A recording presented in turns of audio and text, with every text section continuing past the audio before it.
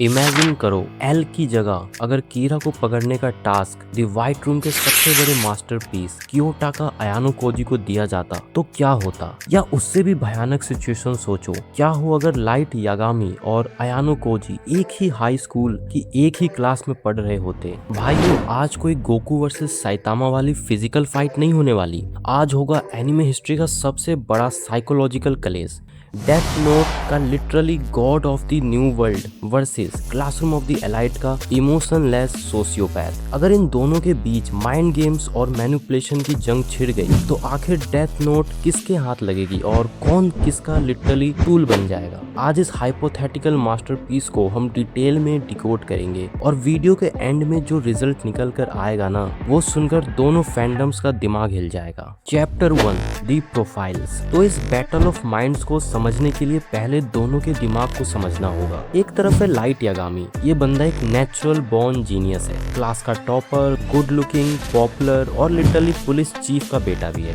इसके पास एक God level magical notebook है जिससे वो किसी को भी कहीं भी मार सकता है। दूसरी तरफ है हमारा डेड आइज वाला लड़का अयानो कोजी क्योटाका। ये कोई नेचुरल जीनियस नहीं है, इसे पैदा होते ही व्हाइट रूम के नरक में डाल दिया गया था जहां इसने ह्यूमन लिमिट्स को तोड़कर एक आर्टिफिशियल जीनियस का लेवल अचीव किया। आसान भाषा में समझे तो लाइट तुम्हारी क्लास का वो टॉपर मॉनिटर है जिसे सब पसंद करते हैं, पर अंदर ही अंदर वो पूरे स्कूल को रूल करना चाहता है। और अयानो कोजी वो क्वाइट बैक बेंचर है जो किसी से बात नहीं करता, चुपचाप सोता है, पर उसको लिटरली स्कूल के वाईफाई का पासवर्ड और प्रिंसिपल के काले चिट्ठे सब पता है। अब सोचो अगर डेथ नोट स्कूल के मैदान में गिरती है और ये दोनों एक ही क्लास में बैठते हैं तो अयानो कोजी को कीरा की असली आइडेंटिटी पता करने में कितने दिन लगेंगे। जो जवाब मैं आगे बताने वाला हूँ वो सुनकर एल के फैंस को थोड़ा बुरा लग सकता है। Chapter 2 the cat and mouse game. चलो मान लेते हैं डेथ नोट स्कूल ग्राउंड में गिरी, लाइट ने उसे उठा लिया और कीरा बन गया। लाइट क्लास में बैठकर चुपचाप क्रिमिनल्स के नाम लिख रहा है। अब एल ने लाइट को ढूंढने के लिए पूरी दुनिया की पुलिस, FBI और कैमरास लगा दिए थे, पर अयानो कोजी को पुलिस नहीं चाहिए। अयानो कोजी इंसानों के माइक्रो एक्सप्रेशंस, उनकी ब्रीथिंग रेट और आई मूवमेंट पढ़ने में मास्टर है। जब टीवी पर न्यूज आएगी ये क्रिमिनल हार्ट अटैक से मर गया तो क्लास में बाकी बच्चे डर जाएंगे, पर अयानो कोजी नोटिस करेगा कि लाइट के चेहरे पर एक माइक्रो सेकेंड की साइको वाली स्माइल आई थी। अयानो कोजी नोटिस करेगा कि लाइट की पेन पकड़ने की ग्रिप कितनी टाइट है। अयानो कोजी को कीरा की पावर का एग्जैक्ट नेचर नहीं पता होगा, पर उसे पहले हफ्ते में ही 100% डाउट हो जाएगा कि लाइट यागामी नॉर्मल तो नहीं है और इन मौतों के पीछे यही बंदा मास्टरमाइंड है। अयानो कोजी लाइट को तब तक ऑब्जर्व करेगा जब तक उसे उस मैजिकल नोटबुक का राज ना पता चल जाए। भाइयों, एक बार अयानो कोजी को डेथ नोट का पता चल गया तो वो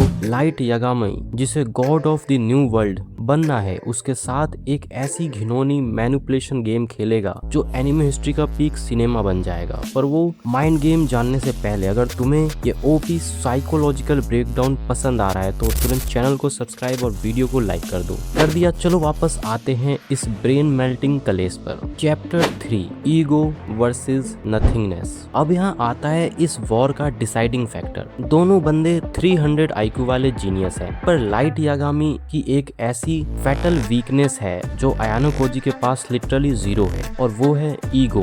याद है जब नकली एल ने टीवी पर कीरा को गाली दी थी तो लाइट का ईगो हर्ट हो गया था और उसने गुस्से में आकर उसे मार दिया था। लाइट को हमेशा क्रेडिट चाहिए, वो चाहता है दुनिया को पता चले कि कीरा एग्जिस्ट करता है, पर अयानो कोजी उस बंदे के पास ईगो नाम की चीज ही नहीं है, उसे कोई क्रेडिट नहीं चाहिए। मुझे क्रेडिट नहीं चाहिए। उसे सैडो में रहकर सरवाइव करना पसंद है। अयानो कोजी कभी लाइट के सामने एल की तरह ओपन चैलेंज नहीं करेगा, वो एक मोहरा बनाएगा जैसे उसने हिरोकिता या रिवेन का यूज किया, वैसे ही वो किसी इनोसेंट दिखने वाले बच्चे को चारे की तरह आगे करके लाइट को जाल में फंसाएगा। लाइट अपना सारा दिमाग, सारी प्लानिंग उस फेक टारगेट को मारने में लगा देगा, जबकि मास्टर माइंड अयानो कोजी चुपचाप पीछे बैठकर पॉपकॉर्न खाते हुए लाइट की सारी ट्रिक्स रिकॉर्ड कर लेगा। लाइट उन लोगों से लड़ने में ओपी है जो उसके सामने आते हैं, पर वो उस भूत से कैसे लड़ेगा जिसके होने का उसको पता ही नहीं है। चैप्टर 4 चेकमेट और अब आते हैं कंक्लूजन पर। जब अयानो कोजी को डेथ नोट के सारे रूल समझ आ जाएंगे तो क्या वो लाइट को पुलिस के हवाले करेगा? लिटरली कभी नहीं। अयानो कोजी समझ जाएगा कि लाइट को मारना या अरेस्ट करवाना उसके किसी काम का नहीं है। इसकी जगह अयानो कोजी लाइट को उसकी फैमिली, उसकी गर्लफ्रेंड मिसा या उसकी हिडन सीक्रेट्स के जरिए ब्लैकमेल करेगा।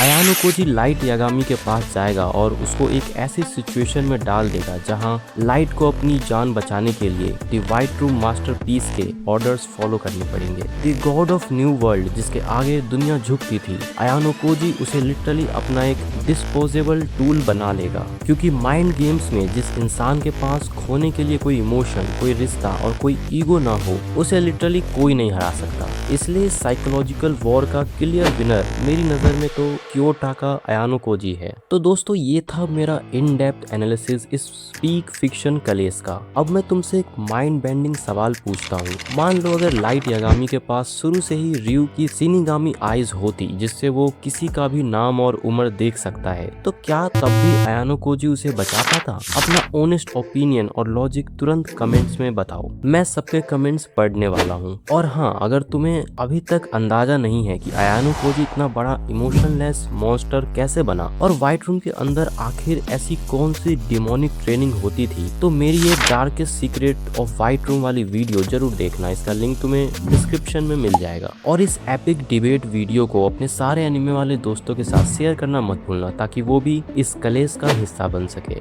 मैं मिलता हूँ अगली वीडियो में।